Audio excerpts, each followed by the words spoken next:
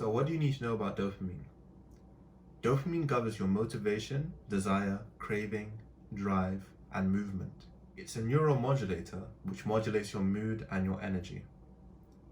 Even time perception is based on your dopamine.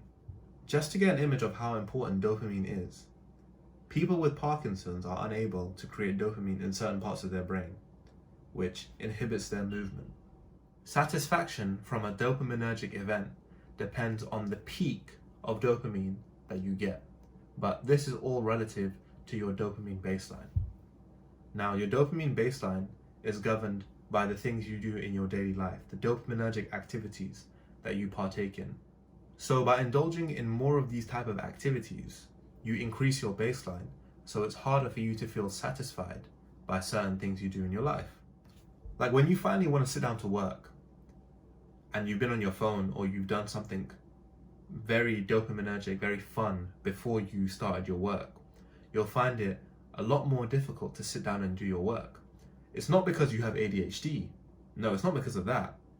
It's because your dopamine has been spiked above baseline and you need something to maintain that spike. You're looking for an event that will keep your dopamine level up here, whereas doing your work is somewhere lower down on the scale. The experience of your life depends on the amount of dopamine that you've been getting from the relative events. Even remembering past events rely on dopamine. When you think back to those events, you think of the feeling they gave you, and that is all governed by dopamine. Now, how can we use this to help our lives? It seems that there's dopamine all around us, and how can we actually control it to become productive individuals? It has been shown in scientific studies that by journaling and showing appreciation, by doing gratitude journaling specifically, that we are able to get a longer term of dopamine release. Instead of short bursts of dopamine, we're able to endure that throughout the day. Another way to find more satisfaction out of your life is by not layering dopaminergic activities. For example, how many people do you know that drink and smoke at the same time? These are both highly dopaminergic activities, and by layering them, you create an even higher dopamine peak. In turn, what this does is it brings your baseline up higher. So you need to drink and smoke more progressively over time to feel the same level of satisfaction. Now, if you have a hard task in front of you that you need to accomplish, don't put a dopaminergic activity at the end of it. What you're trying to build is an internally generated reward system so that you can find pleasure in the process of doing hard things.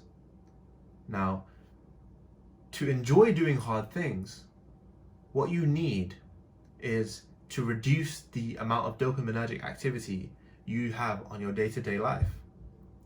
If you're able to do this, then by appreciating the process of doing the hard work, you'll be able to develop satisfaction from doing that work. Imagine feeling satisfied by doing the hard work that you have in the day. That's what we're trying to build. This is something called a growth mindset. Now that sounds something that I've nonchalantly dropped, but you can actually do this. If you tell yourself that when you're in a hard situation and you feel mental friction, that you acknowledge that, okay, this is painful right now. Right now, this is painful. And you say to yourself, the level of satisfaction that you will have later on will be worth this pain right now. You tell yourself that this is a choice that you are making, that you have made, and that you love it. By telling yourself that you love these activities, over time, you will begin to enjoy them. And it all depends on your dopamine baseline. Bring your baseline down, and you will have a satisfaction from life that will be unbelievable. You wouldn't even look back to the old dopaminergic activities that you used to do, because life itself will become something that you will enjoy.